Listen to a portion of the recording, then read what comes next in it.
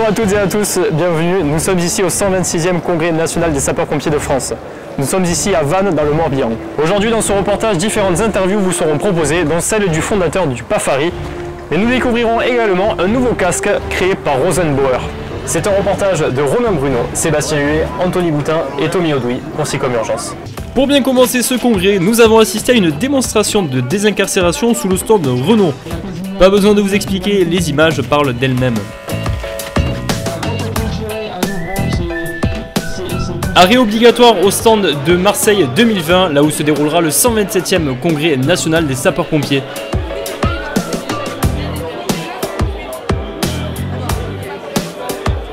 Entre deux interviews, on a voulu acheter un camion, mais pour cela, il faut le tester.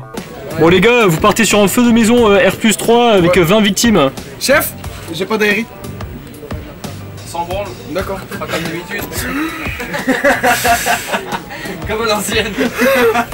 Bon, je vous avoue, on l'a pas acheté, mais du coup on en a profité pour aller rencontrer les auteurs du jargon des pompiers. Auparavant, moi j'étais donc JSP et volontaire, donc ça fait 30 ans que je suis au métier de pompier. Et j'ai voulu vulgariser intelligemment l'histoire. On a voulu trouver un moyen de mettre au niveau de tout le monde toute l'histoire, tout en faisant en sorte aussi de rétablir cette vérité pour des légendes urbaines comme l'Israël Rouge ou Fumée Incompris, qui étaient parfois mal perçues ou mal comprises. Et à travers des recherches historiques, on a pu donc écrire un bouquin de plus de 150 pages avec environ 300 définitions, même plus. Je me suis associé à David, qui lui a illustré plus de 150 dessins au sein de ce livre. Voilà. C'est environ 1 an de travail. Ça a été très long dans la recherche historique puisque je remonte jusqu'aux lettres de la marque de Sévigné pour pouvoir trouver la genèse de l'emploi du mot pompier. Et après, le travail très long, ça a été aussi pour David, parce qu'il a fallu qu'il s'adapte par rapport à chaque définition pour créer des illustrations en rapport avec les définitions. Il a fait le choix de reverser sa part de droits d'auteur à l'ODP.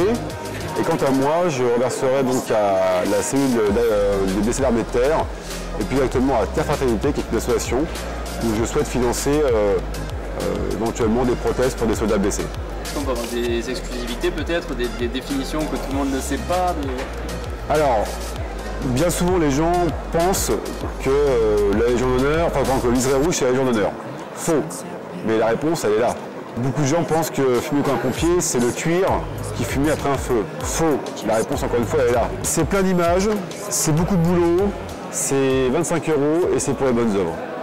À peine l'interview finie, on a dû filer à 10 minutes de marche du congrès pour pouvoir assister à une manœuvre de sauvetage en mer.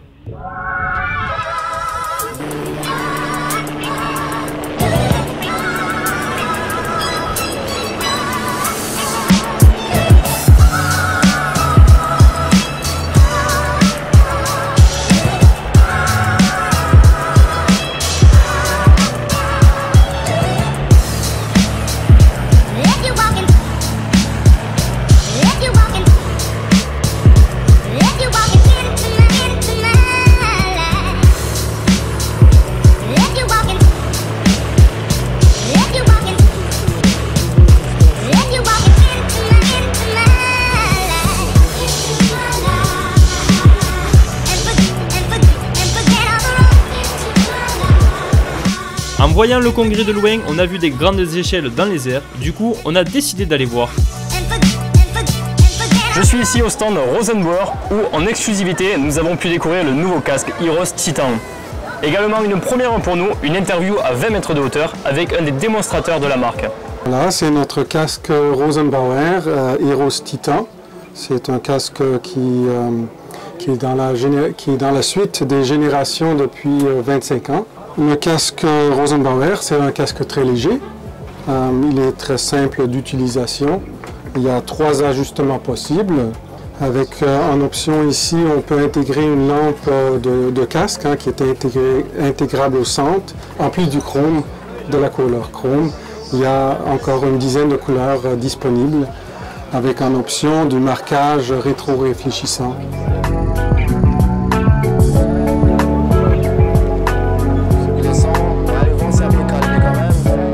Que je travaille pour cette société. À mes débuts, pendant 7 ans, je faisais de l'entretien et technicien itinérant dans le monde entier.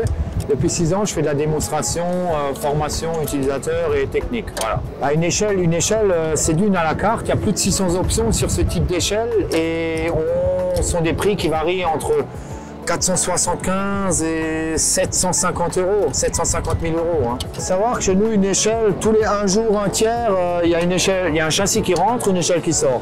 En tout et pour tout, il faut 14 jours de production et après une semaine de réglage, réglage électronique, hein, ouais, tout à fait, oui. On livre des échelles au niveau mondial. Le groupe Rosenbauer étant un groupe qui est représenté sur chaque continent, on a une succursale, une salle de montage. Et oui, forcément, tous nos clients, on touche toute clientèle. Bon, je vous avoue qu'après ça, on a vraiment voulu acheter un nouveau camion. Sauf qu'il y en avait de toutes les couleurs, de toutes les tailles et de tous les prix. Du coup, on est parti se réfugier à l'intérieur des halls et on a croisé le stand MSA. Ils avaient des casques vraiment très beaux, surtout des casques à l'effigie du 126e congrès. Rapidement, mon œil a été attiré par le simulateur de Canadair. Du coup, forcément, j'y suis allé. Et les images parlent d'elles-mêmes.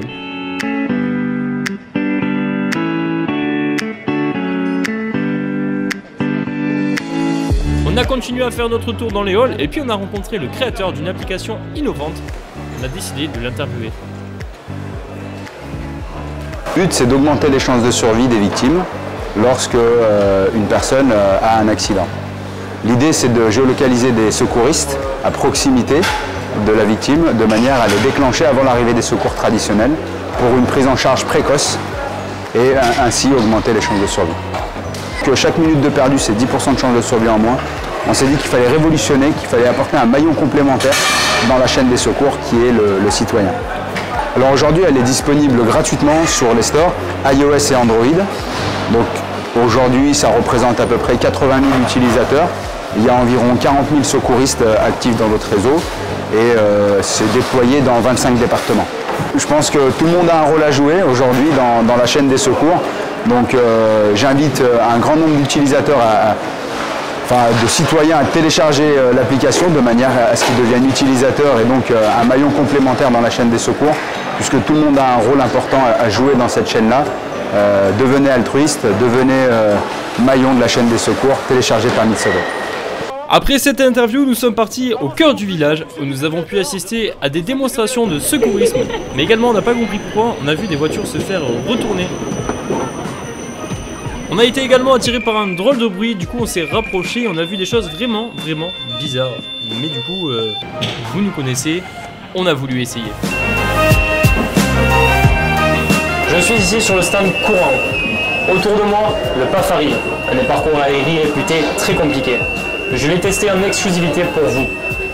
Bon, j'avoue qu'à ce moment-là, j'étais très stressé. Tu fais un petit passage, tu rentres dedans, tu vas au bout, tu ressors et puis là on en est. Est-ce que j'ai une position peut-être? Je vous explique rapidement, c'est un parcours d'aisance avec l'AERI, l'appareil respiratoire isolant. Je l'ai fait en 2 fois, une fois sans AERI pour pouvoir essayer, pour pouvoir découvrir surtout le parcours.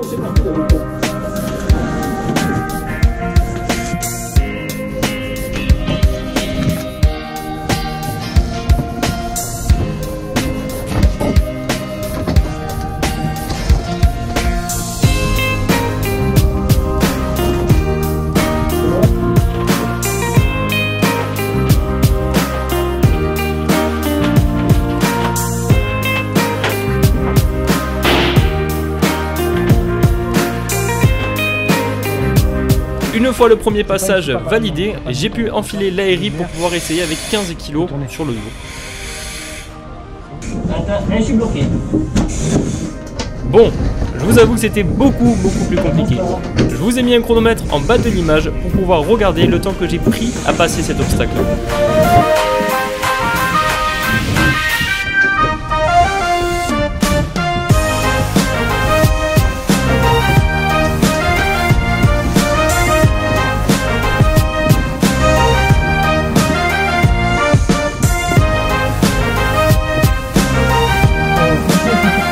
Là je suis d'accord avec vous, c'est en accéléré, mais c'est pour votre bien.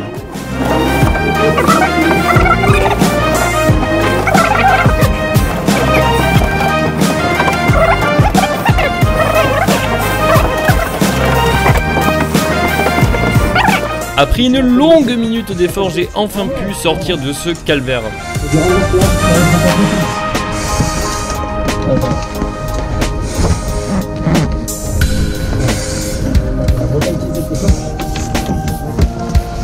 J'ai également pu découvrir une technique pour sortir rapidement d'un bâtiment en feu via une échelle.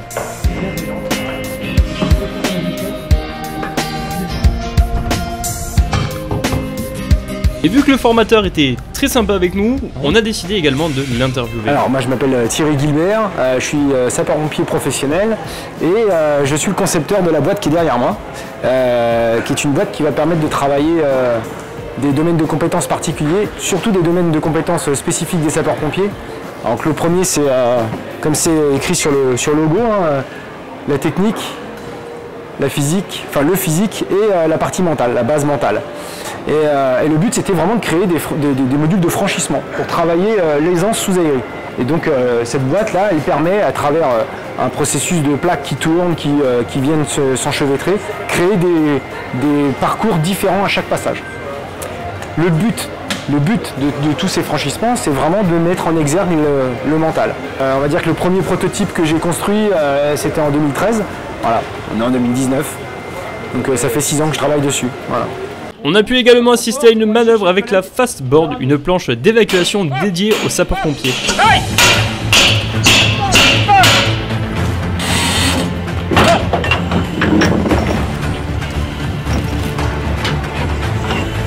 Ok.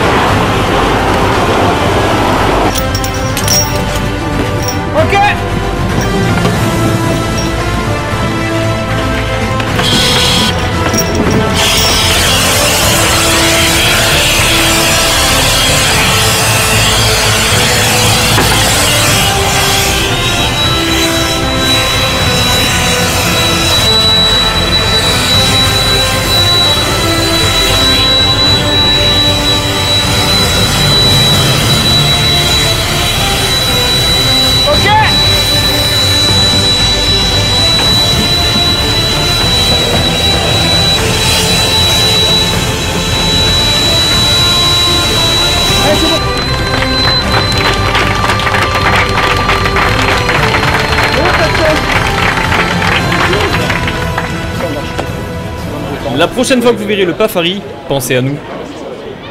Mais de suite, interview du chef de base hélicoptère de Paris. Je m'appelle Pascal Huin, je suis pilote et responsable de la base hélicoptère de la sécurité civile de Paris. J'ai actuellement 35 ans de carrière, donc 8 ans à la brigade des sapeurs-pompiers de Paris et 27 ans au groupement hélicoptère de la sécurité civile.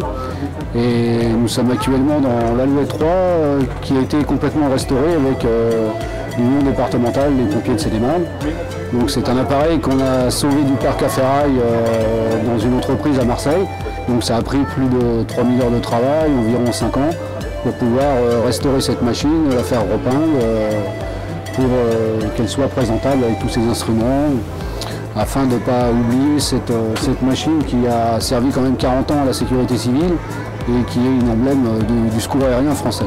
Cet appareil, je l'ai piloté, oui, on a choisi dans les différents appareils qui étaient dans le parc à ferraille par rapport à son numéro de machine qui est la 1610 et dont j'étais sûr qu'elle soit venue à Paris plusieurs fois.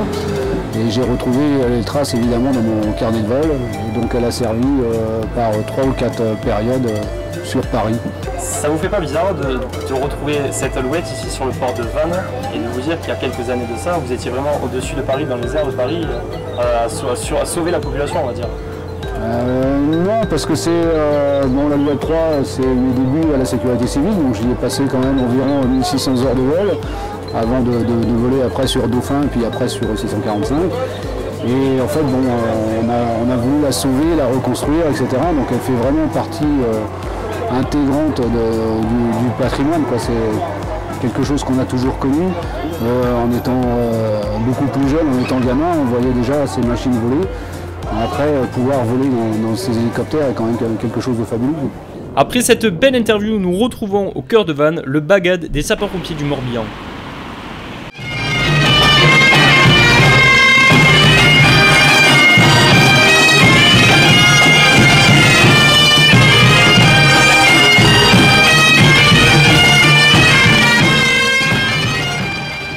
À peine fini que ce fut l'heure de la cérémonie de clôture du congrès.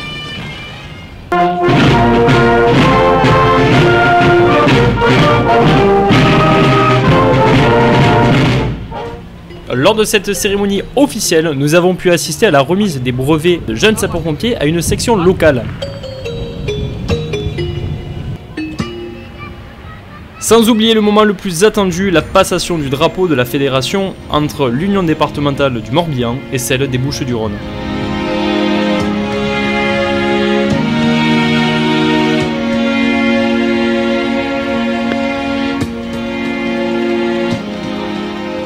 Au nom des pompiers de France, je remercie l'Union départementale des sapeurs-pompiers du Morbihan, l'ensemble du corps départemental des sapeurs-pompiers du Morbihan, pour avoir veillé au drapeau représentant les valeurs de notre fédération et de l'ensemble des sapeurs-pompiers de France. Capitaine Bernard Chipano, président de l'Union départementale, nous vous confions ce drapeau portant l'ensemble de nos valeurs. Nous vous le confions avec sérénité. Portez-le haut, rendez-nous l'an prochain à Marseille.